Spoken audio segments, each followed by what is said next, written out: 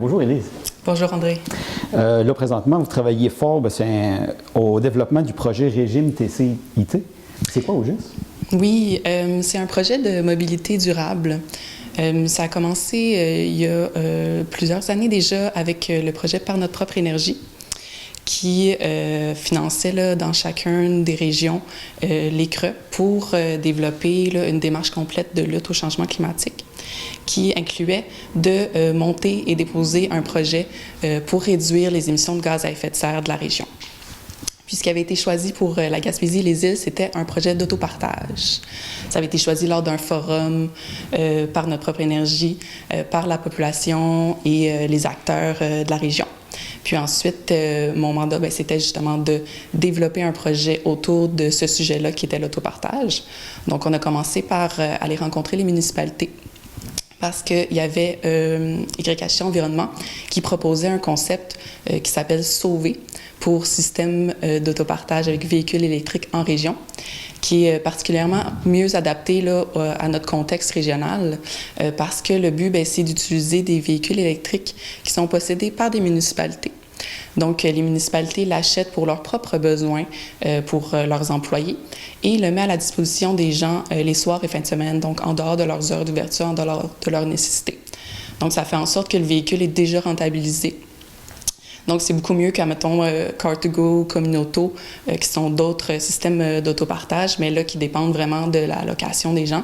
Alors que là, en faisant affaire avec les municipalités, on permet d'avoir un système qui n'a pas besoin d'avoir une grande masse de clients pour fonctionner. Puis, on voulait proposer quelque chose qui allait un peu plus loin aux municipalités. Donc, on est allé chercher la collaboration avec la Régime pour qu'eux-mêmes s'occupent de la gestion régionale de ça, pour pas que ce soit les municipalités qui aient à s'occuper de la réservation du véhicule et tout.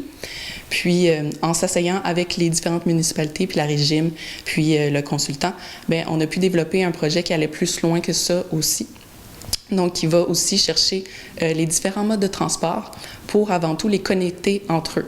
Donc, connecter avec le système d'autobus de la Régime, avec les entreprises de taxi.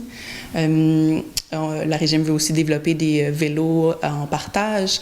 Donc, de connecter tous ces modes de transport-là dans les lieux physiques que seront les stations-service électriques que chacune des municipalités participantes va mettre en place. Donc, dans ces stations-service-là, la personne va pouvoir venir, oui, réserver le véhicule de la municipalité, mais il va aussi avoir un arrêt d'autobus à proximité, possiblement un espace réservé pour taxi, covoiturage, la borne pour vélo. Donc, pour facilement pouvoir passer d'un mode de transport à l'autre. Puis aussi les connecter de façon virtuelle à travers une plateforme en ligne. Donc, sur la même plateforme, on veut que les gens puissent réserver et payer pour le véhicule, mais aussi pour le taxi, pour le vélo, pour l'autobus. Donc, pour vraiment faciliter les gens qui voudraient faire un déplacement complet en mobilité durable, donc sans auto-solo. Donc, c'est ça le projet actuellement qui est en cours. On a déposé puis on a reçu du financement de la part de la Fédération canadienne des municipalités. Donc, ça, c'est confirmé. Donc, on se lance là, dans la réalisation du projet qui va durer quand même 3 ans au total. Là, les municipalités ont commencé à acheter leurs véhicules électriques. On espère qu'ils vont pouvoir être à disposition des gens bientôt. Puis, les autres services de mobilité durable là, vont être développés là, en cours de route. OK. Puis là, vous travaillez aussi sur un autre projet? Oui, je travaille aussi également sur la campagne Roulons électrique, qui est une campagne d'équiterre financée par Transition énergétique Québec, auquel plusieurs CRE collaborent afin de lui donner une réalité plus régionale. Entre autres, avant la pandémie, c'était plus une question de faire des essais routiers, mais là maintenant, ça a viré vraiment plus en mode virtuel. Donc, c'est plus de faire des webinaires, des capsules vidéo, dans le but d'éduquer, de sensibiliser les gens sur le sujet des véhicules électriques. Le but global, c'est d'ajouter 100 000 véhicules électriques sur les routes du Québec. Puis nous, là, dans cette collaboration-là, pour l'instant, on a réalisé 2 webinaires. Un premier avec la municipalité de Carleton-sur-Mer et celle des Îles-de-la-Madeleine, qui sont justement 2 municipalités qui ont des véhicules électriques depuis un bon moment déjà. Donc, ils ont pu nous parler de leur expérience, puis essayer d'inciter, dans le fond, les autres municipalités à faire de même. Puis ensuite, on a eu un deuxième webinaire qui était plus avec des entreprises. On a reçu Laurent Carbonneau des pharmacies Uniprix, Percé et Chandler, Kim Lavigne de Agenda Fleuriste, ainsi que Sébastien Poirier de Navigue, qui sont 3 entreprises qui utilisent des véhicules électriques pour des livraisons, pour aller rencontrer des clients ou autres.